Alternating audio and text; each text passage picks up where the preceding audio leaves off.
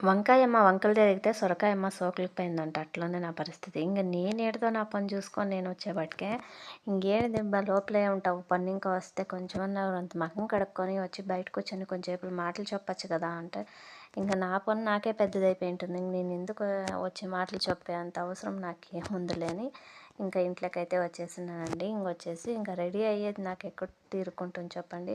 ఇంటికొస్తే ఒక గుట్టుడు కాపీ ఇస్తే చాలు అని నేనే కాసుకుంటాను. నాకు ఇచ్చేవాళ్ళే లేరు. అయినా తప్పదు కాబట్టి మన ఇంట్లో మనం చేసుకోవాలి కాబట్టి ఇంకా కాళ్ళు చేతులు మొఖం కడుక్కొని ఇంట్లోకి వచ్చేసి ఇంకా వంట అయితే చేస్తున్నానమాట. రైస్ అయితే వండేసినానండి.